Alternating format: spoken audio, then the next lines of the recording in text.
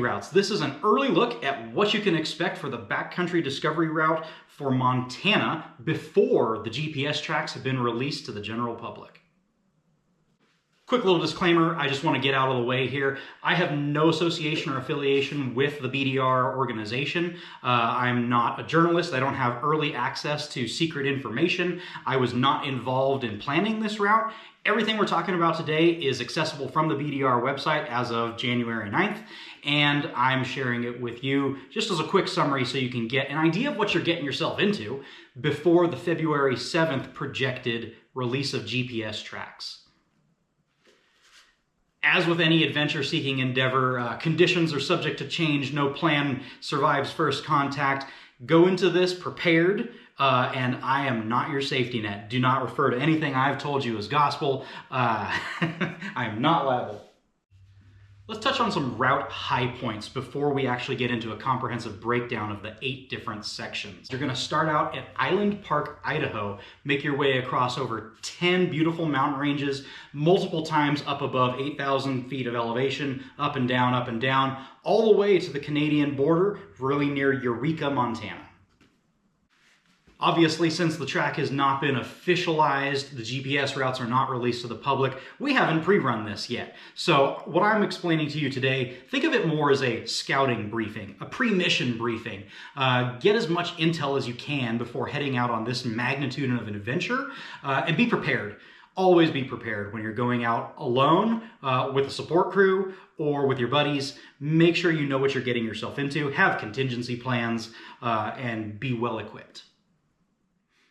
Section 1. You're going to start out in Island Park, Idaho, just outside the Montana border, just kind of alongside of Yellowstone National Park as it sits in Wyoming, and just to the southwest of Big Sky, Montana, and West Yellowstone. You're going to proceed 105 miles across mountain ranges, gravelly 2-track to Virginia City, Montana. Section 1 is going to get you right into the action with several scenic stops along the way. Starting out with the Henry Lake area, you're going to proceed on to Red Rock Pass and then over the gravelly mountain range. This is already going to take you above 8,000 feet. So be prepared depending what time of year you're planning to do this. Even deep into summertime, remember, Montana can maintain pretty significant snow drifts and snow coverage over these mountain passes well into the warm summer months. All right, Section 2. You're going to start out in historic Virginia City and make your way all the way to the famous mining town of Butte, Montana. There's going to be a variety of ranch roads, gravel valleys, and other types of terrain you can expect along the way. Fuel and services on this section being 139 miles might be good for a little lunch snack, a little splash and dash on the fuel.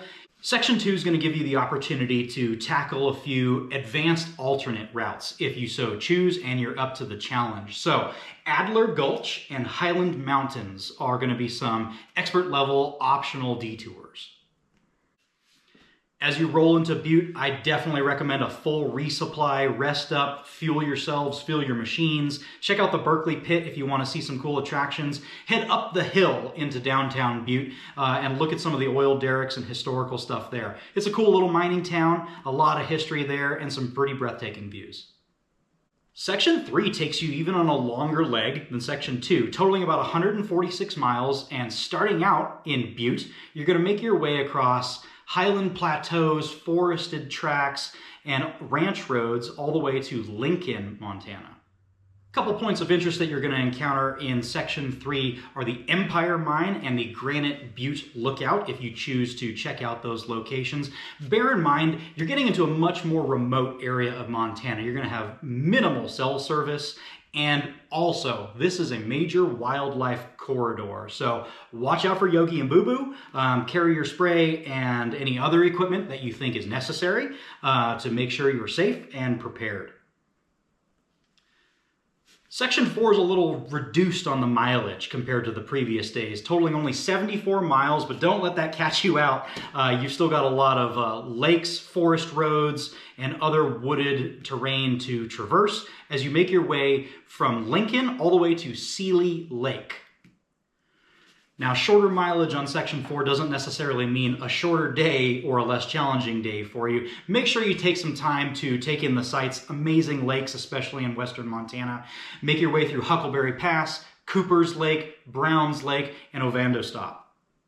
All right, Section 5, you're past the halfway point, but you've got yourself 133 miles of forest roads and traversing some reservation land. So make sure your paperwork's in order. You will have to purchase a pass for use of those lands, including camping. There is no dispersed camping on Leg 5, so you're gonna have to stick to established spots. Section 6 is going to take you the 72 miles between St. Regis and Thompson Falls. Now, again, short mileage doesn't necessarily mean a short day or an easy day. This section is going to include some steeper climbs, some narrower tracks. So make sure you're on your A game, you got your safety gear, you got your bike tuned up, everything's good to go for that day. A couple other factors for consideration in a more technical leg like number 6 for the Montana BDR. It's going to be wet conditions and the potential of fallen trees. When you're talking about narrow trails, there may not be many alternates. Make sure you're prepared to clear an obstacle, loft your front wheel if you need to, and understand that the soil composition in Montana is different than wherever you may be coming from for this adventure. Here, slick clay can just be like ice. When the surface gets wet, that dirt turns into a really gunky clay, and you can just be slipping and sliding everywhere. So make your tire selection appropriate and be ready to lose traction. Section 7 is going to take you from Thompson Falls, 113 miles, to Libby, Montana. You will have mountain passes, flowing dirt roads, and a more just amazing, breathtaking scenery that this state can offer. Be real careful. This is still one of those major wildlife corridors, and the risk or opportunity, however you want to view it, of encountering some of that wildlife is much higher. So be prepared, keep your head on a swivel, don't let your guard down, and learn ahead of time how you should respond appropriately to that wildlife. A couple notable features to look out for on Section 7 are going to be the Vermilion Pass and the Graves Creek Falls. Make sure you get your camera out for those and document your journeys so that you can enjoy them later. All right, you've made it this far. You've made it to Section 8, the final leg of the Montana BDR route. You're going to go from Libby, Montana, 125 miles to the Canadian border. Where you're going to end up at the Canadian border is a pretty remote place. It's going to be a remote parking spot with literally a walking path through the trees across the border.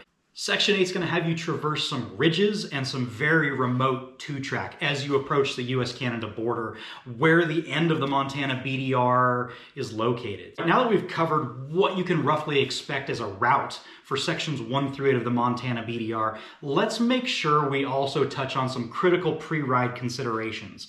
Montana's a rugged state. It's a beautiful state. It's a state full of friendly people, but it will catch you out if you are not prepared, especially when it comes to seasonality.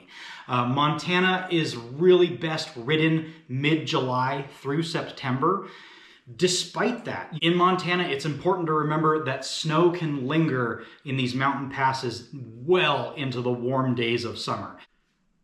Even though you may encounter snow deep into the warm summer, that also comes with fire risk. When you're talking about the west side of Montana and the dense, beautiful forests, it's possible to encounter fire closures late in the season. So be aware of what's going on around you.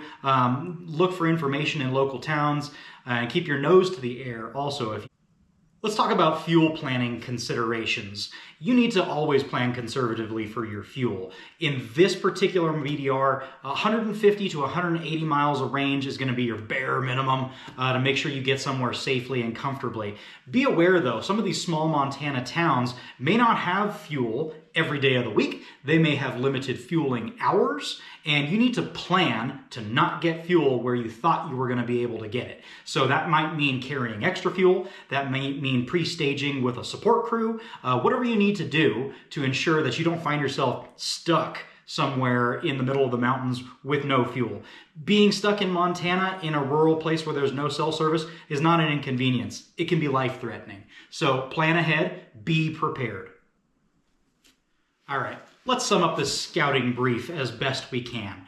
The Montana BDR is going to be amazing. It's going to be beautiful. I'm planning to ride it as my first ever BDR route. I am not without a lot of off-road riding experience in Baja and the deserts of the southwestern United States for decades of my life, but I've never done a BDR, so moto camping is going to be new to me, but I love Montana, and this is exciting. Be prepared when you go out there. There's plenty of dispersed camping off of the reservation lands. Make your fuel planning very conservative and understand what you're getting yourself into. Know your limits, follow the GPS tracks, and always be prepared for last-minute changes. Like I said previously, no plan survives first contact, especially an adventure expedition on motorcycles into rugged country like Montana.